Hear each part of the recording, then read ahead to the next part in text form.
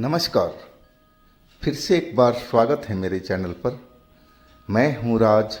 आप देख रहे हैं हाईवे नाइट। दोस्तों, आज की जो कहानी है, घटना है, ये वीरेंद्र जी ने भेजा है। वीरेंद्र जी बलिया डिस्ट्रिक्ट के रहने वाले हैं, यूपी के, और इस घटना को लगभग 13 साल बीत चुका है। वीरेंद्र जी की उम्र लगभग 25 साल की रही होगी उस घटना के टाइम में। तो चलते हैं उनकी कहानी में। लेकिन दोस्तों, आपने मेरे चैनल को सब्सक्राइब नहीं किया है तो जल्दी से कर लीजिए और साथ में बेल आइकन को दबाना मत भूलिएगा। तो चलते हैं हाईवे नाइट के इस सफ़र पर। दोस्तों, मेरा नाम वीरेंद्र है।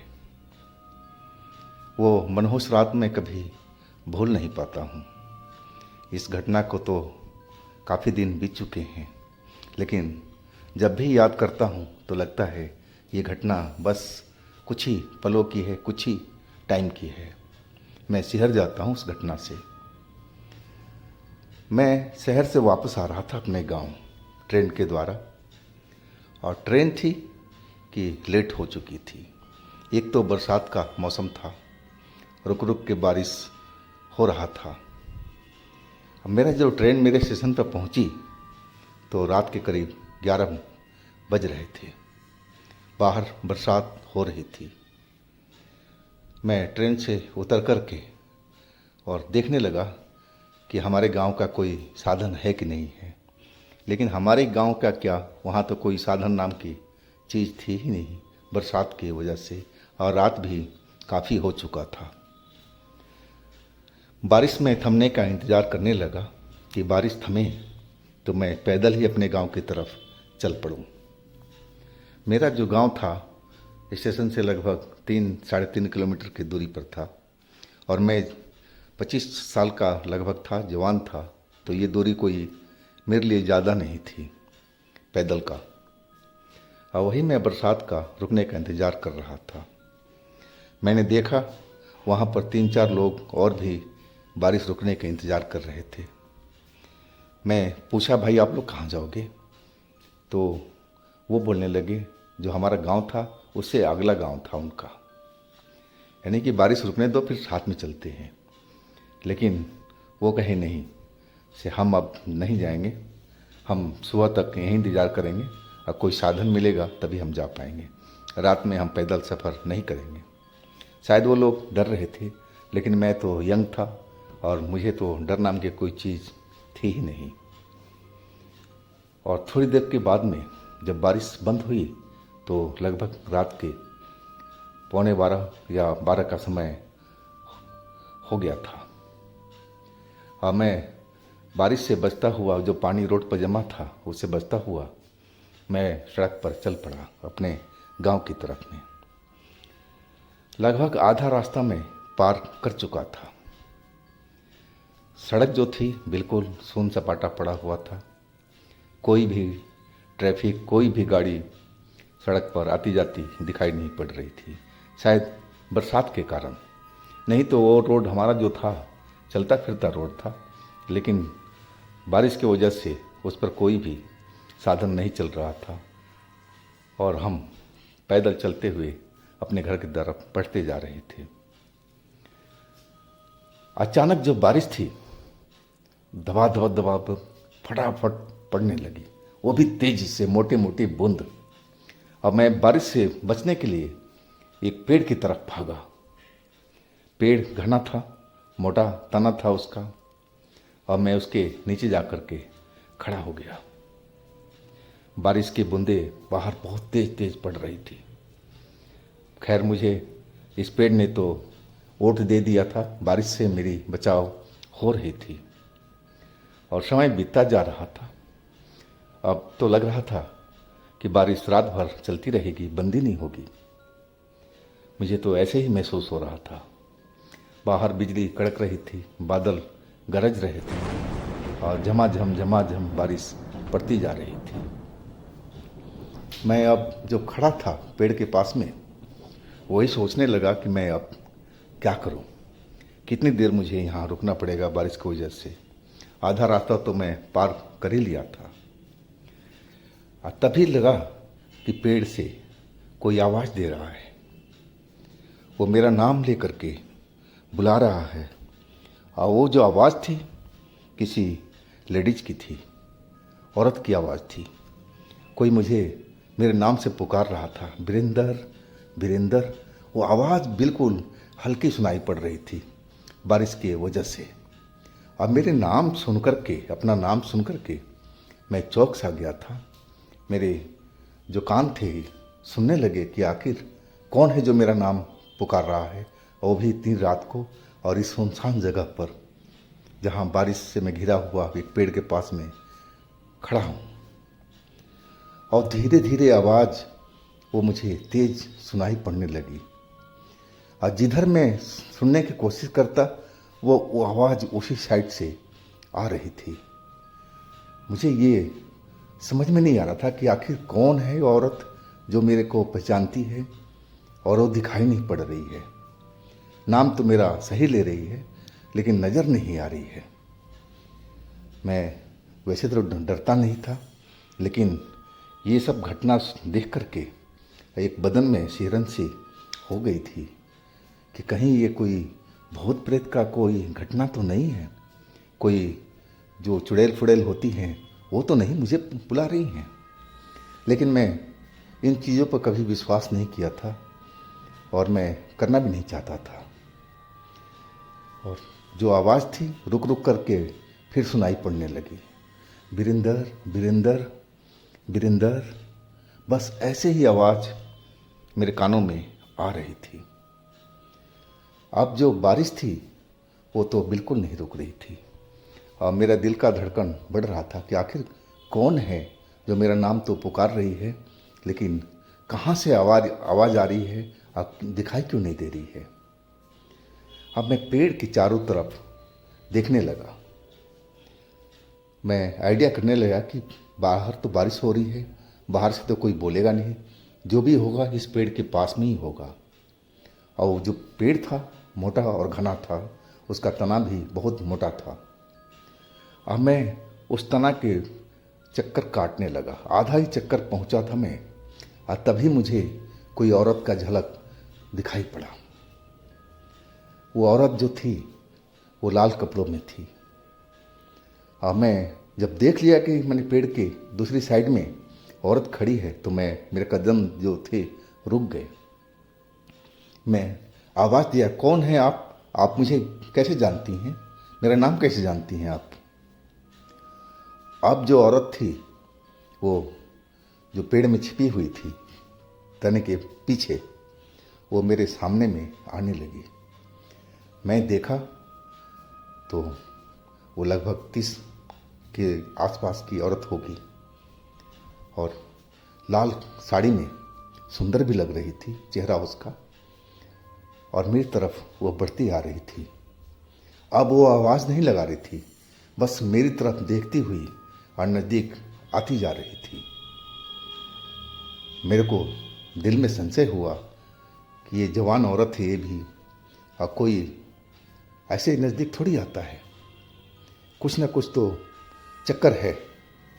अब मैं पीछे हटने लगा था, यानी कि आप दूर से बात कीजिए, आप मेरे को कैसे पहचानती हैं। आप मेरा नाम लेकर पुकार रही थी, तब से मैं सुन रहा था, आप सामने क्यों नहीं आ रही थी। क्या चाहिए आपको मेरे से, क्या मदद चाहिए। मैं अभी तक नहीं समझ पाया था कि जो औरत थी वो कोई नॉर्मल औरत नहीं थी, वो चुड़ैल थी। और वो जो चुड़ैल थी अचानक ज़ोर ज़ोर से मेरी बात सुन कर के हंसने लगी थी। उसकी हंसी जो थी सुन कर के मैं भौचक्का रह गया कि मैंने इससे क्या पूछ लिया कि वो हंसने लगी इतनी ज़ोर ज़ोर से। मैं तो यही पूछा था कि आप मुझे कैसे जानती हैं, आप मेरे से थोड़ा सा दूर रहिए। लेकिन वो तो ज़ोर ज़ोर से हंसने लगी थी, ठहाका मार करके। पहले आवाज़ थोड़ा कम आ रहा था हंसने का, लेकिन जितनी हंसती जा रही थी लग रहा था कि आवाज़ हर तरफ से गूंज गूंज करके मेरे कानों में पहुंच रहा है। अब तो मुझे शक हो गया था कि बेटा वीरेंद्र, आज तू तो गलत जगह पर खड़ा हो गया है। हो ना हो ये कोई चुड़ैल ही है, ऐसी चुड़ैल ही ऐसी हंसती है। आप ये जो बात मेरे दिल के अंदर में बैठी तो डर तो हो गया पूरे शरीर में। बदन तो मेरा एक बार कांप गया कि ये सब क्या हो रहा है मेरे साथ में। और मैं बिल्कुल डरा हुआ और उसकी तरफ देख रहा था। और जैसे ही हंसना उसने बंद किया, अब तो उसकी जो शक्ल थी, जो सुंदर दिखाई पड़ रही थी, वो एकदम कुरूप सी हो गई थी। चेहरा काला, आंखें जो सुंदर सुंदर दिखाई दे रही थी, वो अंदर धंसी हुई अब नज़र आ रही थी। कहा जाए तो बिल्कुल एकदम बेढंगा चेहरे जो था उसका, बहुत ही डरावना हो चुका था। एक चुड़ैल जैसी होती है वैसे ही मुझे अब दिखाई पड़ रही थी। अब मैं तो समझ गया कि अब जान बचाना है तो बेटा वीरेंद्र, यहाँ से भागना ही पड़ेगा इस बरसात में। ये बरसात तो रुकेगी नहीं, लेकिन जान बचानी है तो इस बारिश में हमें दौड़ लगाना ही पड़ेगा। और वही मैंने किया। जैसे ही मैं वहाँ से भागना शुरू किया, और वो औरत तो बिल्कुल मेरे सामने में दोबारा आ गई। पलक झपकते ही वो पेड़ के पीछे थी और मैं भी वहीं खड़ा था। और वहाँ से मैं बाहर निकला पेड़ के आगे में, सड़क के साइड में, और तब तक वो मेरे सामने में खड़ी थी और भरी बरसात में, और मेरा रास्ता रोक दिया था। अब मैं क्या करूं? अब मैं जिधर भी कन्नी काट के भागने की कोशिश करने लगा और उसी साइड में वो आकर के मेरा रास्ता रोक देती थी। अब तो मैं इतना डर चुका था कि अब लगा कि अब इस जगह से कभी वापस निकल नहीं पाऊंगा। मैं बिल्कुल उस चुड़ैल के जाल में फंस चुका था आधी रात के टाइम में, और वो भी बरसात ज़ोरदार हो रही थी। मुझे अब बचने का कोई रास्ता नहीं दिख रहा था। लेकिन तभी मैंने कि एक बार तो ज़रूर कोशिश करेंगे, चाहे जो भी हो। और वही मैंने किया कि उसको कन्नी काट करके भागने की कोशिश किया, और उसने मेरा हाथ को पकड़ लिया। अब पकड़ते ही जैसे उसके हाथ में बिजली का करंट लगा हो या भगवान जाने क्या हुआ हो, वो तो एकदम तड़प गई थी, उछल गई थी बरसात में। अब मैं तो फिर रुका नहीं था वहाँ पर। मैं पीछे मुड़ने के लिए नहीं देखा भी नहीं। मुझे अपनी जान को परवाह था। अगर मैं रुक गया तो हो सकता है कि ये मुझे फिर पकड़ ले और फिर मुझे छोड़े ना, मुझे मार ही देगी ये। लेकिन इतना तो ज़रूर मैं देख लिया था कि जैसे ही उसने मेरा हाथ पकड़ा था और उसको एक बिजली का झटका सा जैसे शरीर में लगता है वैसे लगा था। क्यों लगा था अभी मेरे को सोचने का बिल्कुल भी टाइम नहीं था। मैं सिर्फ रोड की तरफ भागता हुआ चलने लगा भरी बरसात में। दौड़ते दौड़ते मैं अपने गांव के करीब पहुंच गया था। गांव के जब करीब पहुंचा तब मुझे कहा जाए तो सांस में सही ढंग से ले रहा था। नहीं तो लग रहा था कि वो चुड़ैल मुझे छोड़ेगी नहीं, वो ज़रूर मेरे पीछे आ रही होगी। लेकिन अब मैं अपने गांव के बाउंड्री सीमा में आ चुका था और कहा जाए तो मैंने चैन का सांस लिया था। अब बरसात अभी भी चालू थी, रुक नहीं रही थी। और मैं वैसे ही दौड़ते हुए भीगते हुए, कपड़े तो सारे मेरे सब कुछ गीले हो चुके थे। बस जो मेरा पिट्ठू बैग था, जो मेरे पीठ पर लगा हुआ था, जिसमें मेरे कागजात थे, कपड़े थे और भी सामान था, बस वही लग रहा था कि सुरक्षित होगा। अदरवाइज तो सब कुछ भीग चुका था। और मैं अपने घर पहुंच गया था। इतनी रात को दरवाज़ा जब मैं ठोकने लगा तो घर वाले जाग गए। कौन है कौन है? फिर मैंने बोला कि मैं हूँ, दरवाज़ा खोलो ना आप लोग।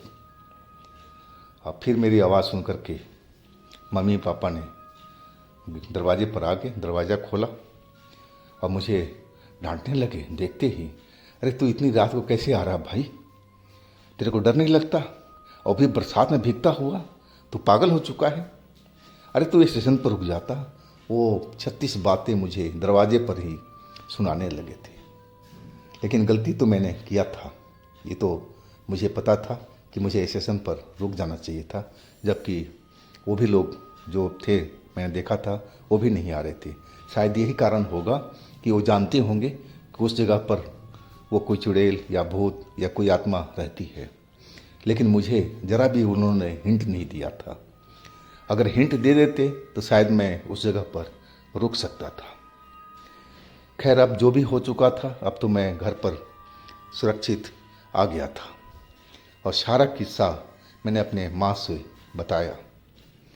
पिताजी हमारी बातें सुन रहे थे ध्यान से और माँ बोली, बेटा अब तो हम कल माता को प्रसाद चढ़ाएंगे कि मेरा बेटा सही सलामत लौट के आ गया है।